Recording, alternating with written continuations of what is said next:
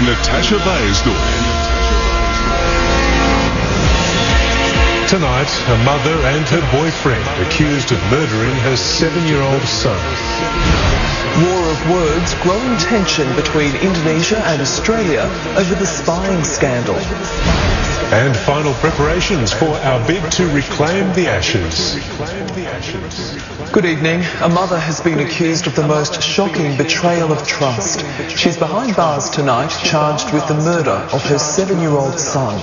The woman and her partner said the boy died after falling off a pogo stick in Sydney's south.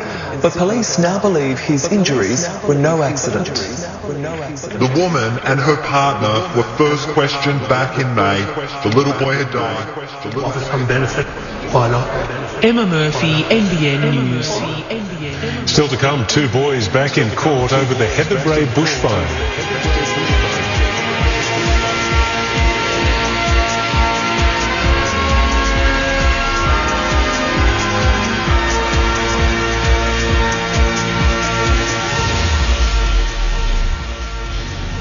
Two boys aged 11 and 15, charged over a bushfire that tore through several Hunter suburbs, faced Raymond Terrace Court today.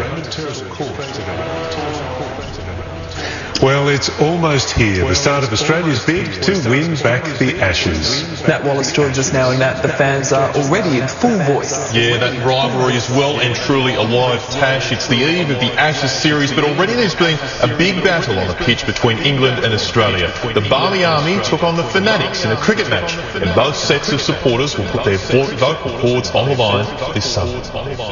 When they're not calling us convicts, the Barmy Army are belting out their beloved hymn. Nice. And we'll have our exclusive captain's call with Michael Clark and plenty more sport later in the bulletin. Thank you, Nat. Thank you, Nat. Ahead in the news, sobering new figures on the damage being done by drinking.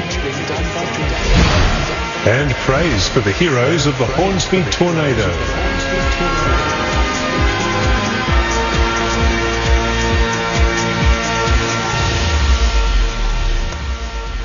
A home in ruins, a dream shattered. It is a house of horrors. How could a qualified builder do this to Ellie's house? A current affair tonight. First, it was smokers. Now drinkers will be targeted if the National Council on Drugs gets its way. It's demanding tough new regulations to combat alcohol abuse in the wake of a fresh study on the deadly impact it's having on society. Shock, horror, drinking can be bad for you. You don't need it. There isn't more to do. Kevin Wild, NBN News. Well, now it's over to Gavin Morris with a quick look at our weather. And Gav, more storms are on the way.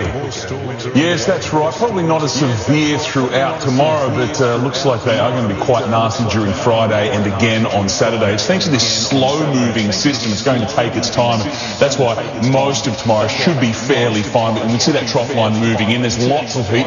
Still plenty of humidity throughout the Hunter Valley and along the coast, and that's where the storm threat is going to be. But it should be fairly quiet throughout the day. But yeah, Friday, I think everything is going to change. All of your local details a little later. Thanks, Gav. The Steve Irwin Wildlife Reserve on Cape York will forever be protected under new laws banning mining in the region. The Queensland region.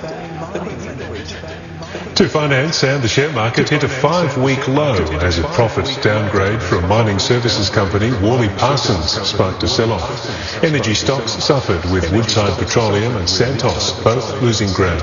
The big 4 banks all finished lower. The Commonwealth fared the worst, losing 48 cents. A buoyant iron ore price was not enough to stem falls among the big miners. BHP Billiton shed 35 cents, while Rio Tinto surrendered 43. And $1 Australian is buying close to 94 US cents. It's fetching $1.12 across the Tasman. Later in our news, comedy's Undisputed Kings set to hold court again. Always look on the bright side of life. But after the break, a deadly collapse at a shopping centre construction site. And in sport with Nat Wallace, the Socceroos captain defends giving the crowd a spray.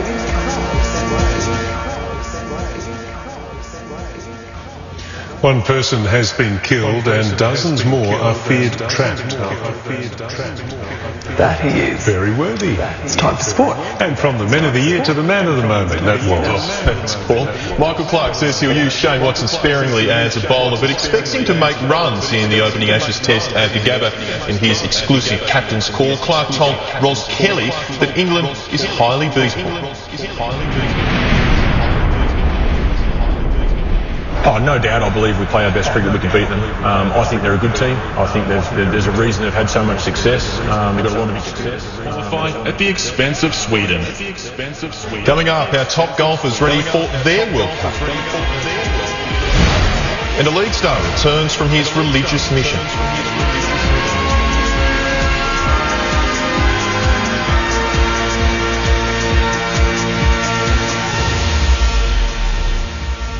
New Eels coach Brad Arthur is hoping star recruit Will Hopewate takes some of the heat off their #1 strike weapon Jared Hayne. Hopewate is under huge pressure to perform in his return to rugby league from a personal pilgrimage. After 2 years on a Mormon mission, there was always going to be an emotional welcome home for Will Hopewate. And the great thing about Brendan Clark, couldn't walk down the street in the US, but always calls Morpeth home. Yeah.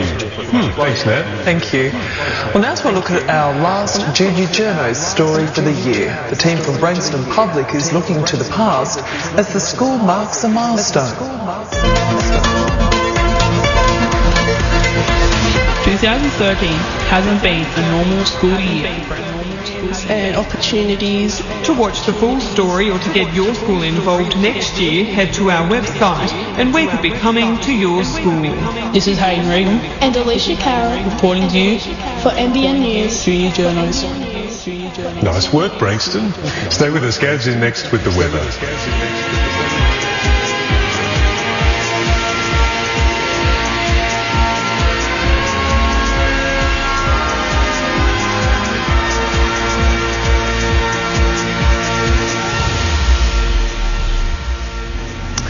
Well, it was a warm one today, a bit sticky actually, Gav. Certainly was, Tash. High humidity levels, all thanks to that rain earlier in the week. First of all, though, John Fraser, well, you'd have to be happy with this shot. Looking back towards Newcastle from the harbour entrance, capturing a perfect cloud-to-ground drenching lightning strike. Someone would have had the fright of their life when that one went off. Over the past 24 hours, no real rain locally. It's been very light on, drying out, the sun hitting all of that moisture in the ground and drawing it back into the atmosphere. Lightning strikes galore right across the top end. It's very active now with that monsoon setup continuing to build and remaining consistent. Moisture stretching right across the nation at the moment. Rain heading for the red centre attached to this trough line. Another low is going to form over Victoria throughout tomorrow, and the trough line is going to move back towards us. Probably see a few showers, slight risk of some storms tomorrow, better chance on Friday, and then possibly even on Saturday. The whole system we can see is moving really quite slow.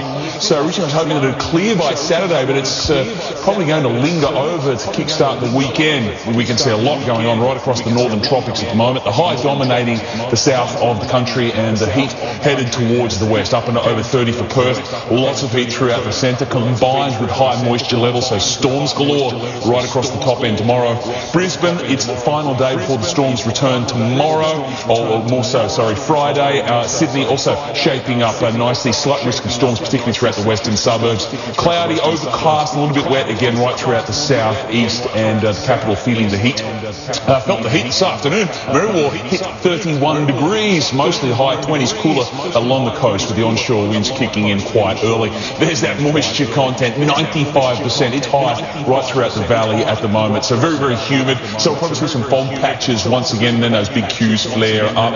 The winds out of the east at the moment, tomorrow shifting right around to the northeast, so they are going to dominate out of that quadrant for the best part of the day. Showers, minimal chance. We'll probably see those big queues flare up again. They get so big and fat, eventually they might produce a shower or two, possibly a storm, but overall another generally fine day. Those morning fog patches burning off, it's all connected to all of the moisture that's in the ground. It's just getting all drawn up throughout that daytime period. So the moisture combined with the heat is really going to feel quite hot. on. It really takes it out of you. So if you are working outdoors, you're working up a sweat, so Leah, lots of fluids, you can certainly dehydrate under these circumstances. The swell, fairly consistent, probably pulsing back in a little bit throughout tomorrow afternoon. In fact, running at about 1.5 meters. The sea's up to 2 meters because of that nor'easter building, so the sea breeze is on the way. High tide again at just after 11 in the morning, still quite big because of Monday's full moon, which is now waning. Sun to rise 5:40, down at 7:38. The UV index is extreme at the moment. So Friday's going to be the big day here with that trough line moving in. We'll see rain, storms and probably some heavy downpours. Could linger overnight into Friday, Saturday morning, then clearing. Sunday shouldn't be too bad. Probably see some storms again come Sunday afternoon, particularly throughout the valley, and some slightly cooler temperatures during the early middle part of next week. For surfers, not a bad morning. That big high tide swallowed it up, and the onshore winds caused a couple of bumps throughout the day. Pretty nice in though. That water temperature isn't too bad at all. So yeah, very nice conditions. Make the most of that morning session leading up to the full tide, because it's going to be quite big again. It'll gobble it up, and then the afternoon session's probably okay in those northern protected corners. So another okay beach day expected. Thank you. Good one. Thanks, Gav. Coming up, the Monty Python Circus set to fly again.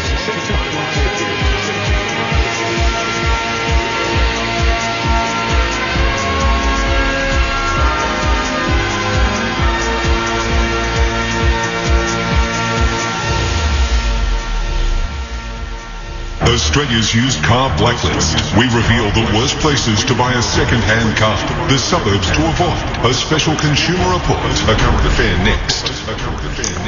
Now for something completely different. It's news that comedy fans have been waiting a long time to hear. Monty Python is set for a comeback.